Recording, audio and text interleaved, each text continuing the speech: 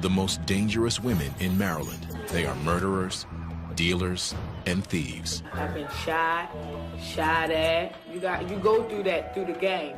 That's called a game. From career criminals to first-timers, all housed in one prison. I just didn't know what I was coming into. You're mixed in with all different people. For many, rage and violence are a way of life. You're going to look out for yourself because nobody else is going to. Mind your business. It's not that hard. We got into a heated argument and she choked me. Welcome to the world of Maryland's female convicts. Get out of my face!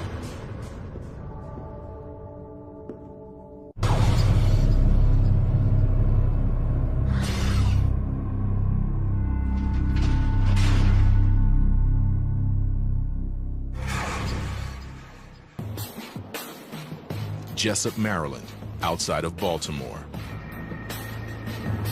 Home to the only prison for the state's female felons. Killers, kidnappers, addicts.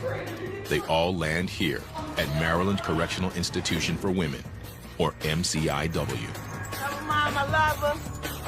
Come on, fam. You don't see what it is. They never stop coming. Each year, about 1,300 inmates pass through the prison's intake center, where they are strip searched, interviewed, and assigned a place in the system. Many come fresh off the brutal streets of Baltimore, a city just 15 miles north of the prison, and one of the most violent in the nation. I've been shot at, you know. It's just crazy. You go through that through the game. That's called a game. I put a gun in somebody's face. I never liked her. Thank you, Jesus, that the gun ain't go off, or I would have been over here for life. At MCIW, these new arrivals will live alongside every type of felon. 900 offenders are housed here, minimum to maximum security, the highly aggressive with the low risk, all mixed together. With the right. This is something else, the cut. Some inmates have more trouble than others adjusting, like Paris Pratt. It's tight. I have had roommates where I had to get them out because I don't have a lot of patience these days with the foolishness and all of the craziness that people bring to your room. I haven't decorated this cell because I don't want to feel like this is my home. Paris arrived a year ago and is still struggling to settle in. Some days I wake up good, other days I wake up bad, other days I wake up feeling very homicidal. Though only 25 years old, she will be here for the rest of her life. Abandoned as a teenager, Paris started dealing crack to support herself on the streets. Now, she's been convicted of killing a 16-year-old boy in cold blood. I was convicted of first-degree murder, and I was sentenced to a life sentence plus 25 years with no parole. I've been painted this picture as a monster. Paris was the first woman sentenced to life without parole in Montgomery County, a middle-class suburban area outside of Washington, D.C. I fired 2 shots. He fell backwards, fell on his back, was laying on the ground, trying to get up, but it's like he couldn't. Police say she thought the boy was a snitch.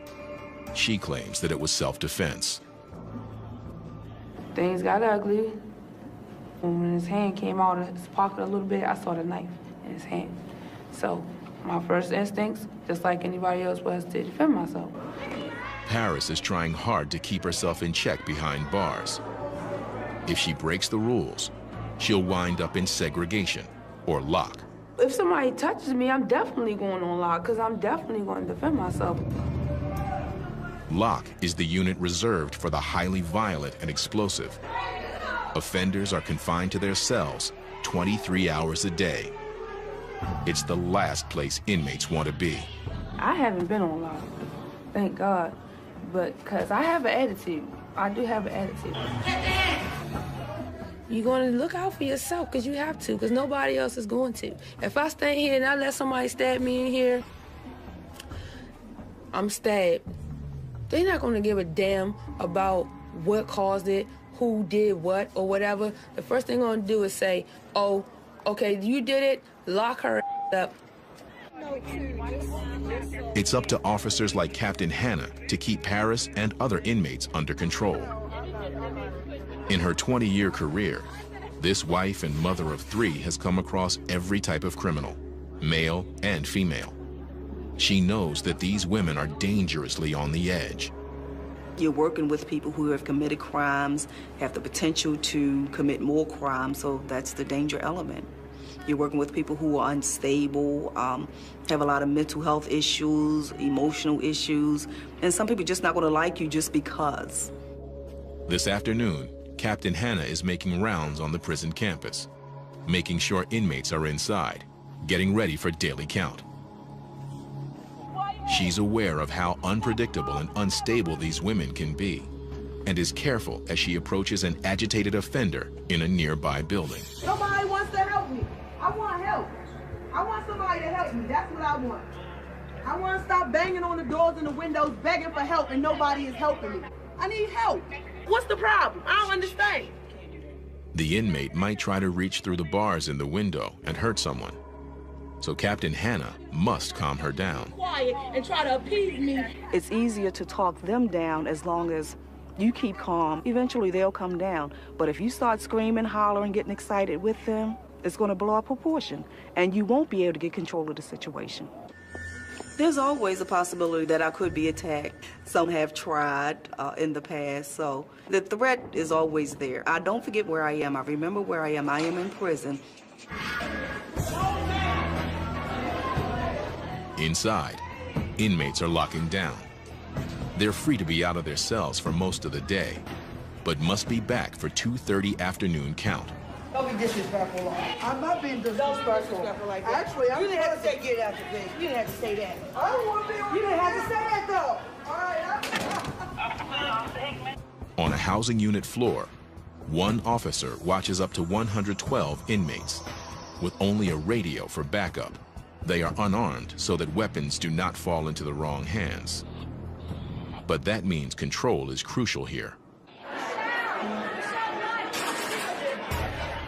Building 192 is one of the prison's 4 main housing units. It's broken into 4 wings.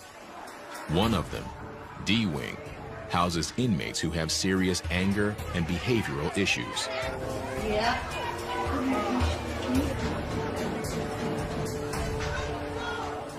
I mean, it's just a bunch of chaos. People banging on the door. She wants to kick and bang, scream, and cuss out the police, or cuss out the inmates walking past her door. Whatever, just stuff like that. Inmate Christy Seal has trouble getting along with others, so she lives alone in her 8x5 cell. I got anger issues real bad, and me dealing with my anger issues, I couldn't be somebody's roommate. Christy is serving a 5-year sentence for attempting to sell crack. This marks Christy's 3rd trip to the prison. An addiction to crack cocaine keeps bringing her back. I can't stop getting high. It's just, I guess it's a mind over matter thing. But Christy is determined to make this her last trip to MCIW. She hopes to earn her high school diploma while behind bars. She's also working hard to get out early. For the first time, a family is waiting for her on the outside. All my life, I've never had my mother. Now I'm 33 years old, and now my mother's decided at 51 years old she wants to decide to be a mother to me. She's decided she don't want the drugs. She wants a life with being around me and my sister. Christy hopes if she behaves herself, she can make parole and leave prison in 2 years instead of 5.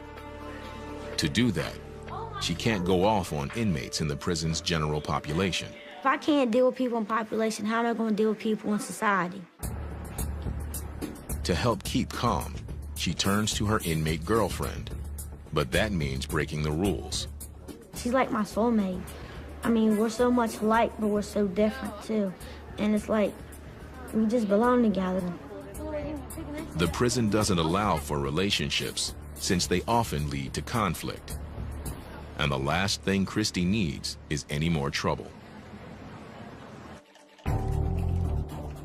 Across the prison campus, inmate Jill Newland is a first-timer to the prison.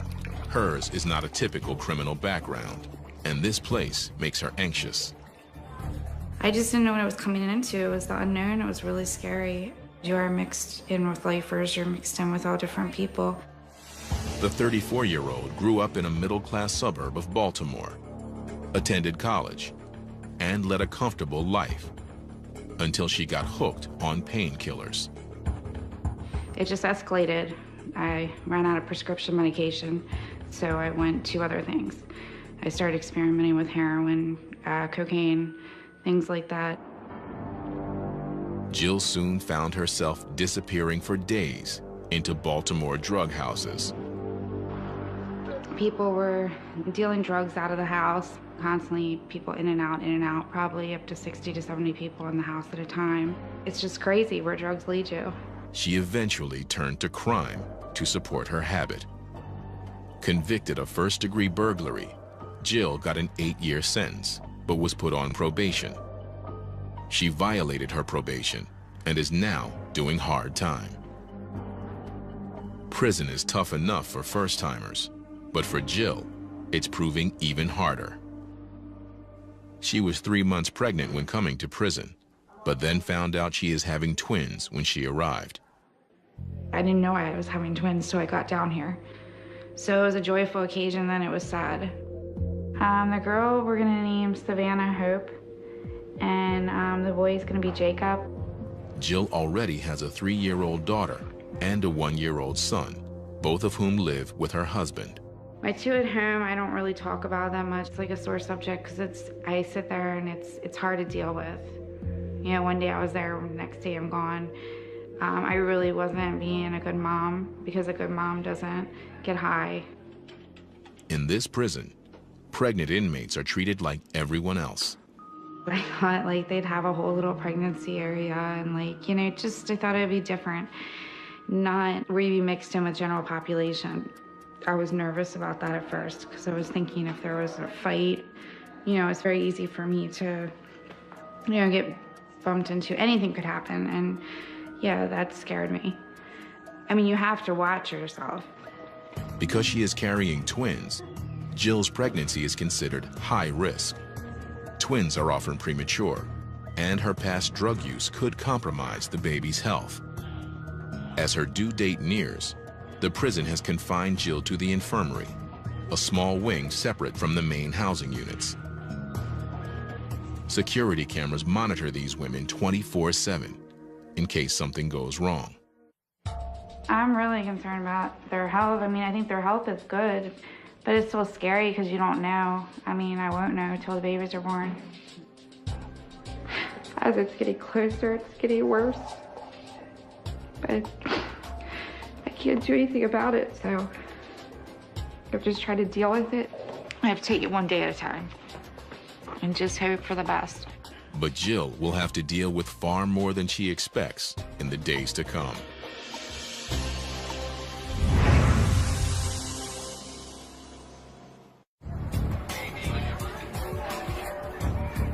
MCIW, the only women's state prison in Maryland.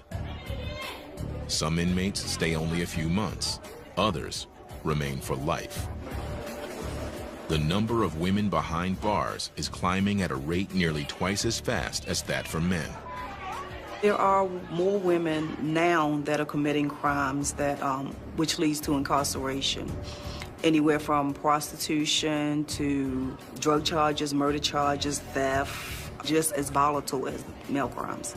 It is 10 a.m. Friday morning. Captain Hannah meets with a group of inmates. She knows that some of these women may be headed for trouble if they make the wrong friends. Women coming here, you're emotionally unstable. You develop these relationships with other women who are emotionally unstable, and it doesn't work out. Please try not to get caught up into any of the foolishness here. Captain Hannah even tries to drive home the message by sharing her own past. sexual abuse, physical abuse, emotional abuse. I've been through it all myself, but you can change. It could have been me sitting here. I've been through abusive relationships. I have thought about doing some things to my ex-husband that probably would have winded me in here. Change is crucial if these women are ever going to make it in the free world. People down us because we're prostitutes and drug addicts. A lot of society does. They think we can't change. I don't want to go back out there and use, but I know once I hit the streets, I know what I'm capable of doing. I need that treatment in my life. I need that help. I need that extra push. MCIW tries to prepare them for life beyond the walls with intense drug rehab, high school and college courses, and critical job training. I believe that everybody should be punished for the crime they committed, but we try our best to prepare them to re-enter society and not make the same mistakes that they have made to get here in the first place. And the programs seem to be working. The inmates who participate cut their chances of reoffending by almost half.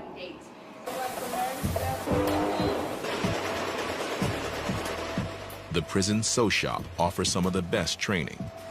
The women learn marketable skills, and daily pay here goes up to $3.50. Behind bars, that's a big paycheck, and it's considered a privilege to work here.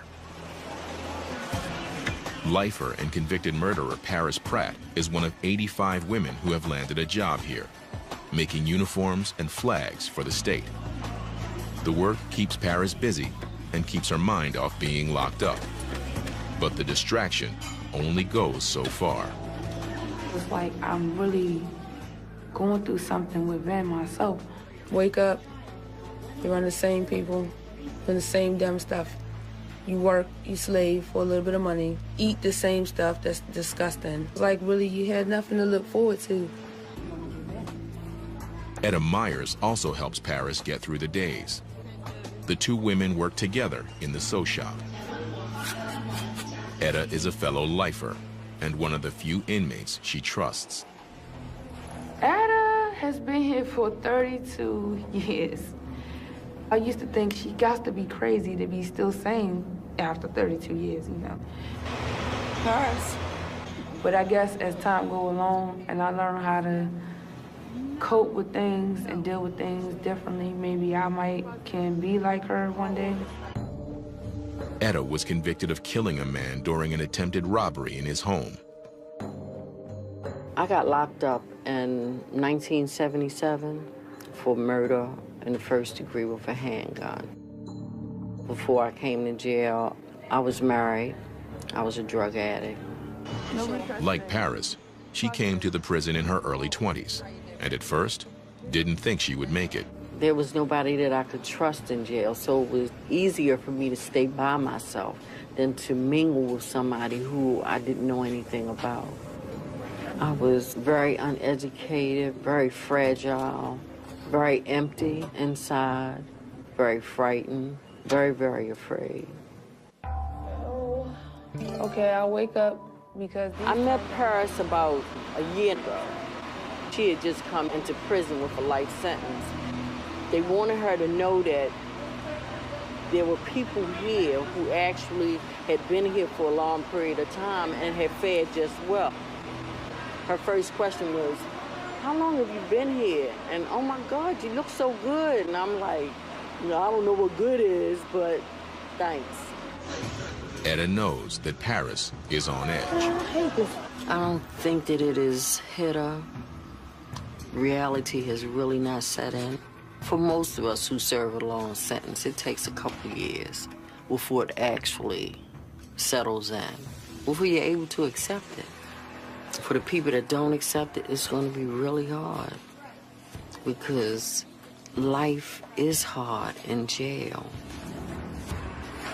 They can get caught up in the madness and the negativity, and that'll only allow them to go to mental health and on lock. Etta hopes Paris can handle life behind bars without succumbing to madness or violence. She watches Paris closely, especially in the prison sew shop, where the edgy young inmate handles sharp tools. She doesn't want to see Paris or anyone else get hurt.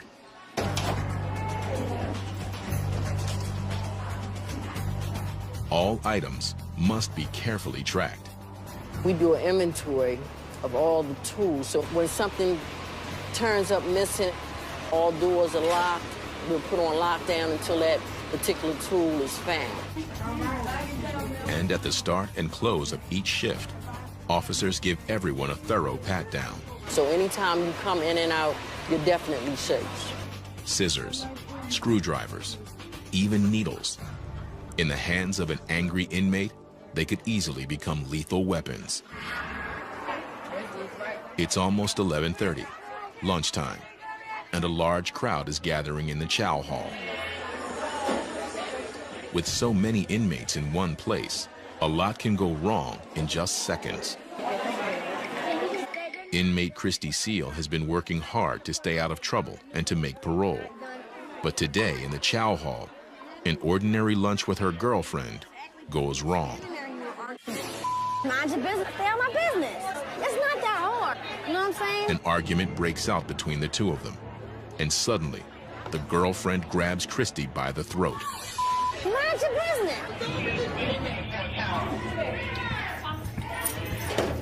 Officers quickly stop the fight, and both women are taken into segregation immediately. I'm just trying to tell you, you shouldn't have to lock me up. I didn't do nothing. I didn't put my hands on nobody. So why they got handcuffs and nobody's trying to explain nothing to me? Now, Christy is in seg, despite her efforts to keep her record clean. And she fears that her chances of making parole and reuniting with her family are slipping away fast.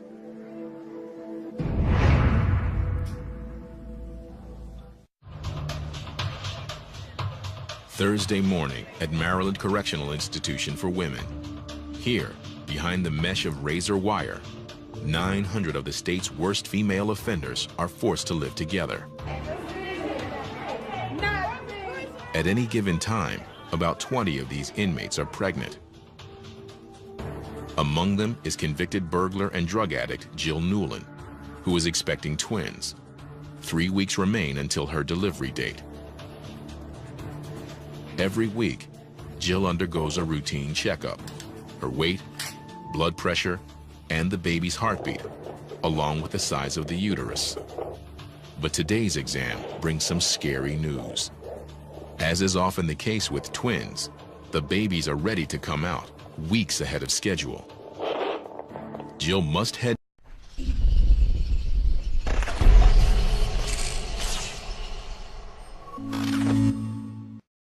to the local hospital immediately.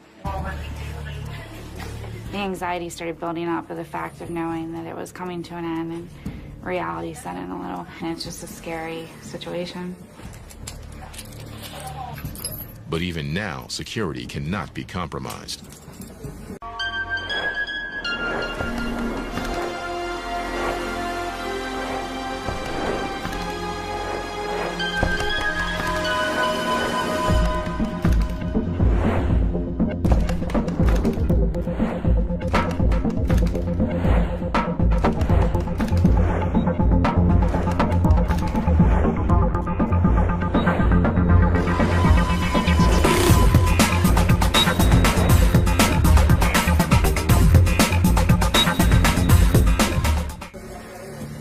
Officers are required to transport her, and she must wait for clearance at all checkpoints. Pregnant or not, she's still treated as a dangerous felon. I'm embarrassed and I'm upset that I put myself in the situation to have to go there pregnant and handcuffed. It just seems like just surreal. It's like everything's just happening, and I feel sometimes like, what's going on? Is this real? The hospital is only 15 miles away, but it's a long drive for Jill. She doesn't know what this early delivery might mean for the unborn twins. Inside the prison gates, the grounds are unusually quiet. A prisoner is coming out of segregation, and Captain Hannah has cleared the entire area. All outdoor movement stops whenever an offender leaves her segregation cell. An officer escort always stays close by her side. It's all about keeping the inmates safe from attack. There's not supposed to be any inmates on the grounds. When the cell gets moved, it's our responsibility to protect that inmate because they are handcuffed. So if something happens, they cannot defend themselves. If they're fighting somebody and that person has friends out in general population, then they could be a possible enemy. The extra security also protects the staff from getting hurt. Officers know they can never let their guard down when dealing with convicted criminals. Captain Hannah learned this the hard way. As a young officer, she survived a vicious inmate attack. It took months for her to recover. I had been on the job approximately 4 months, and I was attacked by an inmate, maximum security prison. Segregation inmate ran down the tier, jumped me from behind, and he stabbed me. The shoulder, the back, the side of the face. I was stabbed 5 times. At first, I didn't even know that I was being stabbed because it just felt like punches. I came back to work because I knew the risks involved when I took the job. You could lose your life in prison. Lieutenant Parker to all OICs, 1021 shift. Captain Hannah to all units, resume your movement, resume your movement. The attack is a constant reminder of how dangerous her job can be, especially when handling the volatile inmates housed in segregation. Also known as lock, the 48 cells in SEG are reserved for the prisoners who break the rules. In lock, inmates are confined to their cells nearly every hour of every day, with only 2 showers a week. Inmates say it's dark and loud and frightening. For the prison, it's the ultimate discipline. For inmates, there's nothing worse. It can stay with them long after they get out. I used to be terrible at one point. I made a change in my life not to go back over there because it's not worth going over there. And now that's really how you lose your mind. You get absolutely nothing.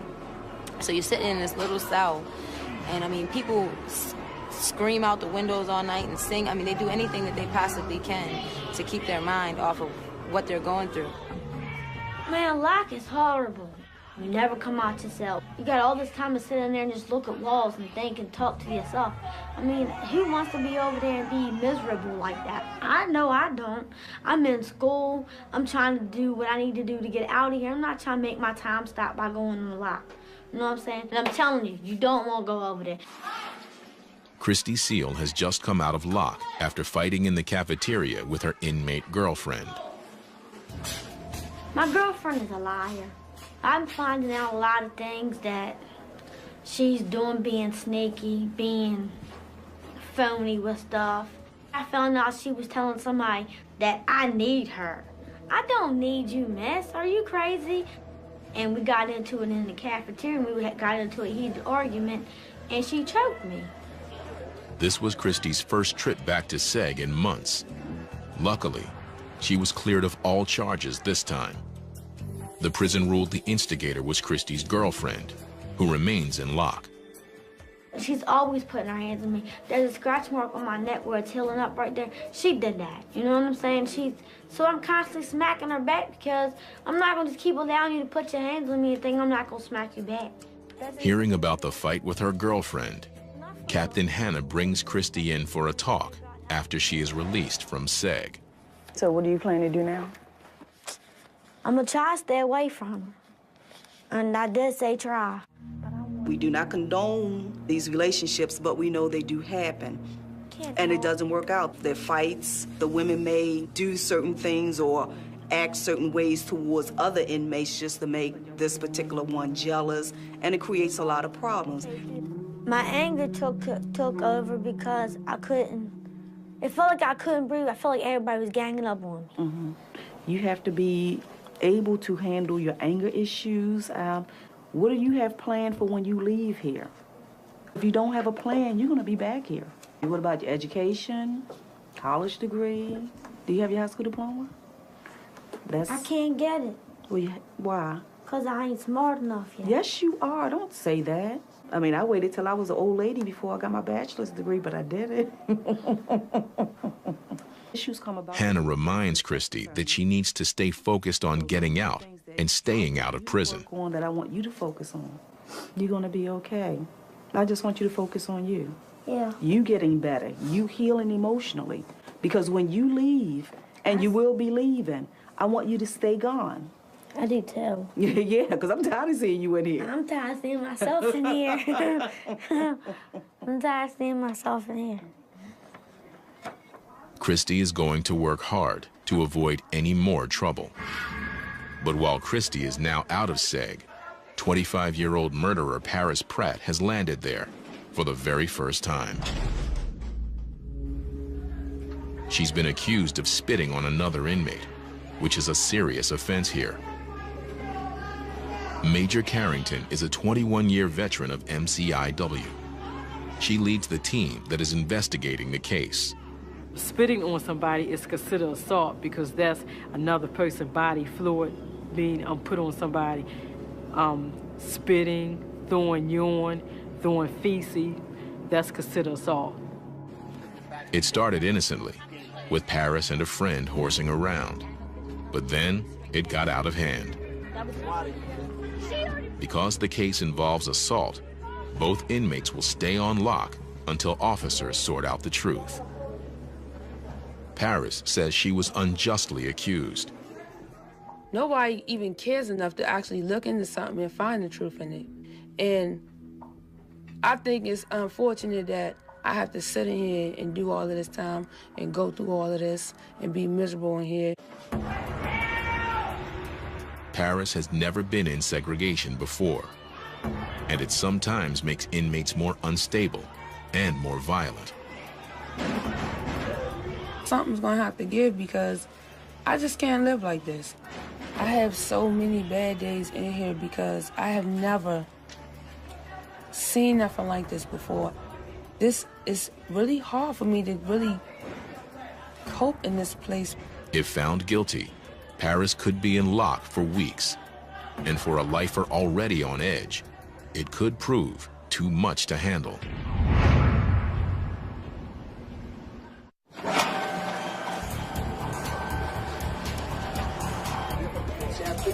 3 p.m. at Maryland Correctional Institution for Women. A new shift takes over. And for their own safety, officers conduct a careful shakedown of the cell houses. Every day, every time a shift change, each officer that comes on, they have to do a search of the common areas. Officers regularly shake down individual cells, but inmates also like to stash contraband, such as razors and drugs, in the common areas. If they want to hide it for somebody else to get, they'll hide it in the common area. That way anybody can go get it. There's no claim to any specific person, so if you find it in the common area, you cannot say this belongs to this particular inmate. You can do it. They're very creative in how they hide things. They would hide stuff inside the trash can because they know nobody really wants to put their hands on that because that's unsanitary. They can hide stuff behind the paper, so you have to look under that to make sure that there are no razors, tobacco, or anything hidden behind that. You have marijuana, heroin, pills, and a lot of times women will take other people's drugs, psychotropic drugs, just to get high. If they know that you're constantly searching and that you're being consistent with it, then they're less likely to hide it in these areas. Those caught with dangerous contraband end up in segregation or lock with other rule breakers. Like inmate Paris Pratt, who is just getting out from a 1-week stay on an alleged assault charge. But she's not out of trouble yet. The prison concluded that Paris did not spit on anyone and has dropped the assault charge. But she still faces a hearing on a related violation from that night: aggressive horseplay. If found guilty, the inmate is in danger of seeing more SEG time. The charge sounds relatively harmless, but the prison knows how easily things can escalate here. Hearing Officer Barthlow oversees these disciplinary cases. Starts out as some minor type of play, but then someone takes offense to what's occurring in the way of too hard of a bump, or some comment being made, and then the fists start flying. Sometimes, prisons allow another inmate to act as a sort of representative for the accused. She argues on Paris's behalf and ensures that she is treated fairly. During these sessions, the inmates must be heavily restrained. We've had incidences in the past where inmates have not been shackled, where either the hearing officer or the officer assigned to the hearing was injured, with someone becoming upset and becoming physical as a result of the decisions that are made. Hearing Officer Barthlow reads the report from that night. At approximately 6:40 p.m., while observing inmates returning from dinner, I observed inmate Paris Pratt, 923-505, and Crystal pulling each other's shirt and chasing each other recklessly. I ordered them to stop horseplaying and ordered them to go into the building. This is not a violent act. It's not a... The inmate representative defends Paris, claiming she played no real part in the incident. So in this case, Ms. Pratt actually did not do anything. They were coming from dinner. She was on her way into the building. She did not, was not reckless in any manner. But this isn't the first time Paris has been in trouble. She's had 3 similar violations in the past, and given her record, Hearing Officer Barthlow is not convinced. Ms. Pratt, after weighing what your representative has presented here through her arguments, what the institution has presented through its evidence, I will find you guilty of the violation of 501.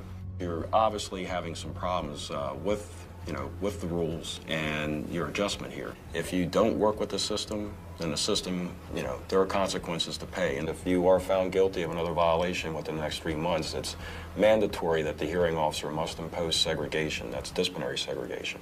All right? Paris is lucky, but now walks a very thin line. If she breaks a rule again, Paris returns to lock immediately. Should I be happy? I don't have nothing to say right now.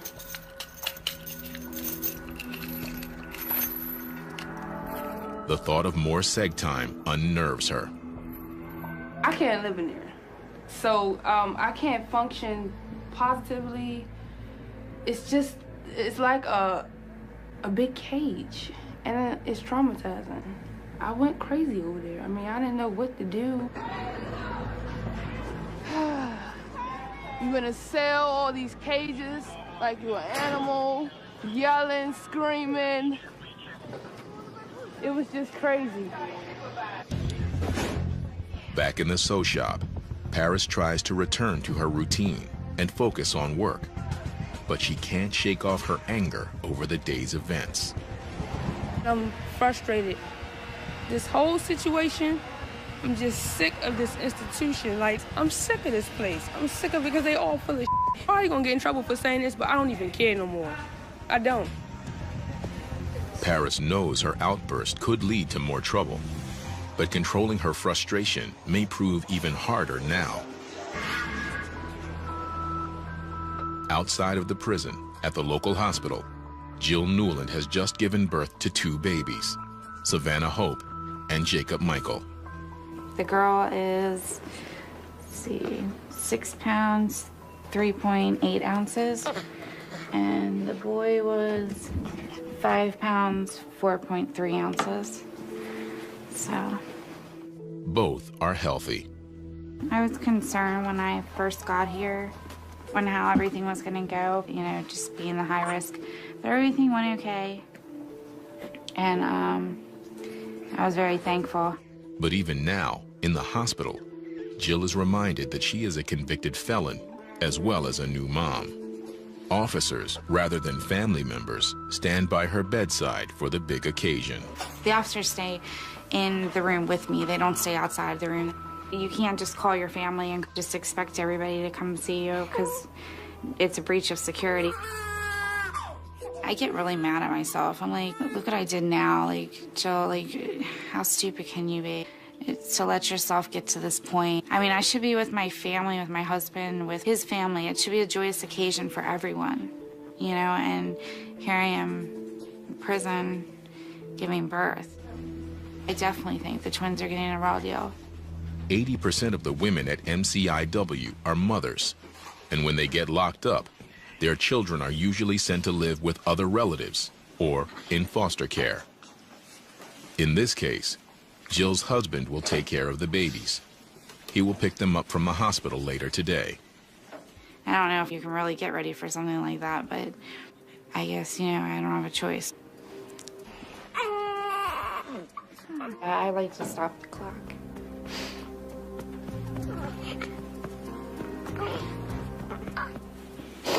Sorry. It's a hard thing to go through.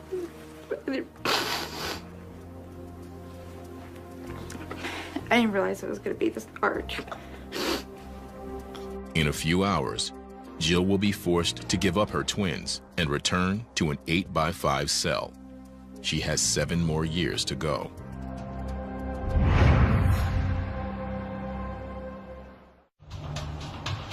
Friday afternoon at Maryland Correctional Institution for Women. Inmate Christy Seal can't manage to stay out of trouble. This time it wasn't her girlfriend. It was a run-in with the prison therapist. At their weekly meeting, Christy accused the therapist of letting her down and lying to her at the top of her voice. I'm not going to just accept them to talk to me any old kind of way. And I already have an anger issue. She already knows that. And then she just aggravated me to the point where I blew up in her office. They know that I don't put up with they bull. Christy knows she may have hurt her chances of getting out early and reuniting with her mother and family. I've been doing so good, and I don't want to lose my winning streak of doing the right thing and making me feel like I'm a loser again. I'm trying to better myself. It's just time for me to do something different with myself. So you coming to the sessions tonight? I used to never cared, and now I care because I have a family to go home to. I got a family that's waiting for me. That's something I ain't never had. I can't mess up for them. I'm trying to go home to be with them. Captain Hannah sees inmates like Christy all the time who need real guidance to turn their lives around. Sometimes it takes a couple of times just to get it right. It takes a couple of times just to realize this is not a joke. I need to get my life in order. You do what you can to help them out. Inmate and new mother Jill Newland is back in her cell. Her newborn twins are gone, taken home by her husband. The baby just talks to me on the phone all day, and then I want to talk to the babies 100 times a day, and they can't talk back. I miss the twins a lot, but right now it's like split emotions because I really want to be with my kids, but at the same time, I keep saying, what good am I to my kids like that, and you're not. You can't take care of children and be high. Jill is ready to return to the prison's intensive drug treatment program. She's fiercely determined to stay clean for good. I actually do feel like it's a fresh start. I think if I just stay positive and just keep trying to do the things I need to do to stay focused, I'll be okay. I want to be clean. I want to do the right things. To help keep inmates like Jill focused, the prison offers a unique program for new mothers. Once a week, they can get a special visit where they openly hold and play with their babies. For 2 hours, they can be parents. If Jill stays on track, she'll see the twins, and the visits will remind her of why she needs to change. But while Jill Newland will eventually go home, convicted murderer Paris Pratt will not leave here, ever. These days, Paris has been staying out of trouble and out of luck, but she's only served 1 year of her life sentence. I don't know if I'm going to adjust to life here. One day I could say I'm going to adjust to life. The next day I could say I might take my own life because this is not living. This is just existing.